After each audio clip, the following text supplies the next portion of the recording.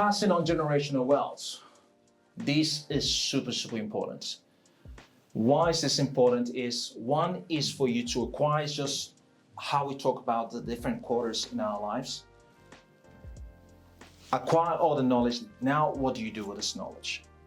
There is this famous saying that goes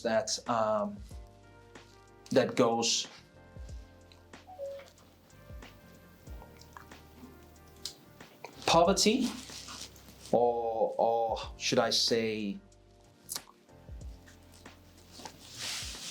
suffering, or poverty, suffering, poverty creates, I'm sure you guys would have heard this. Poverty, suffering, hard times creates strong men. Strong men create good times. Good times create weak men. Weak men create hard times. And it's that circle of life that keeps going on. That's one generation. Hey, I know you're enjoying this video. Please like, share, and subscribe.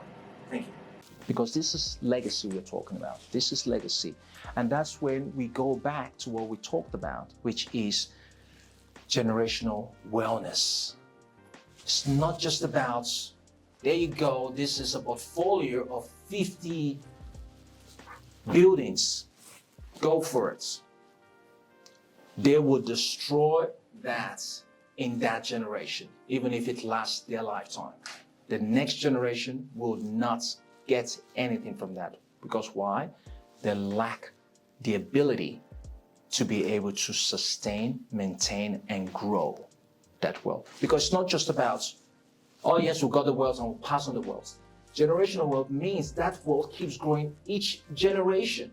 It has to grow each generation. If mom and dad gave me 10 properties, well, what I'm giving my next generation has to be double that.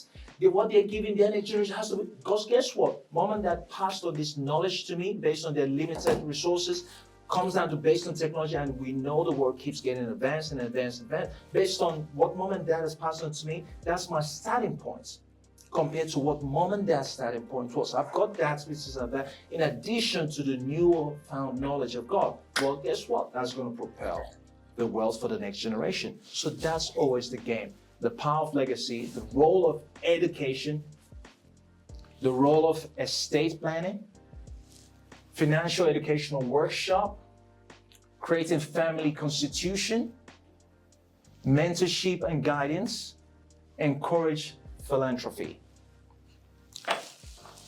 Now, when you look at all the steps, I sometimes truly do believe that most families, all families should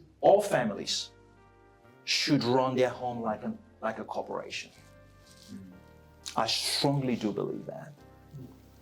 Where you would have meetings and go check in, how are we going as a family? How does the balance sheet look like?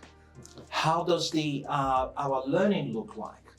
How does because there's different aspects of a family. You've got the spiritual aspect of things, you've got the physical aspect of things, you've got the emotional aspect of things, you've got the financial aspect of things, and you tally along all that, going, okay, how's the financial aspect of, how's the spiritual aspect of things? Well, it's very easy to measure. Well, if you're spending 7 days a week, 7 days at work, well, maybe your spiritual life is going to suffer a little bit.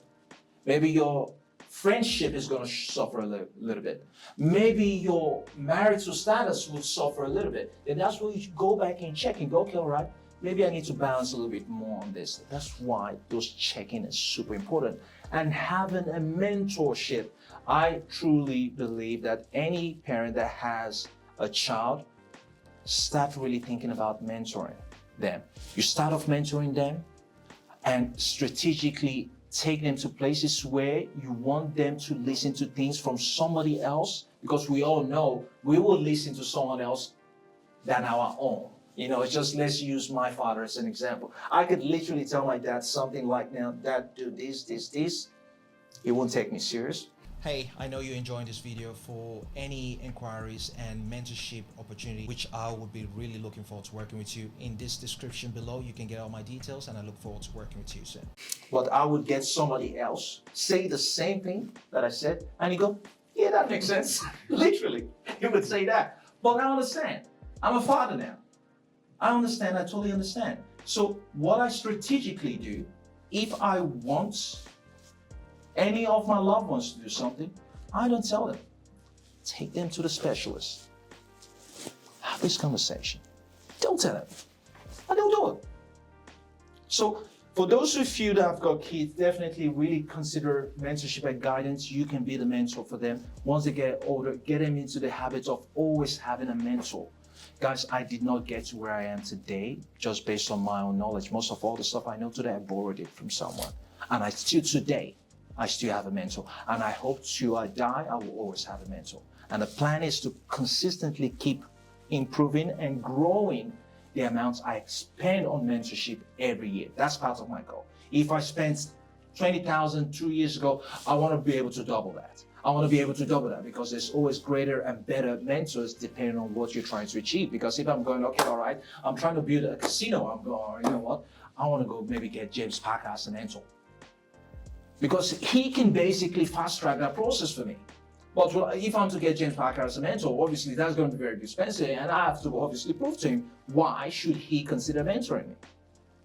Right? So I got to sell myself. So, and this is the type of approach you got to start taking.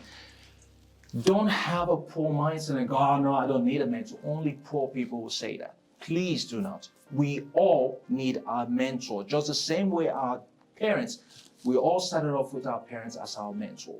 Our parents, our mom and dad, absorb from that and things like that. You've got habits and behavior that you've taken from your mom, you've taken from your dad or from your sibling.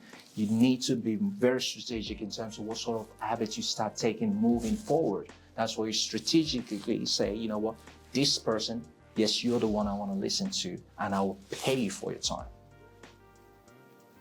Which comes down to the same investment I was talking about. Investing in yourself. A mentor is you investing in yourself. With those type of investments, it's an infinite return.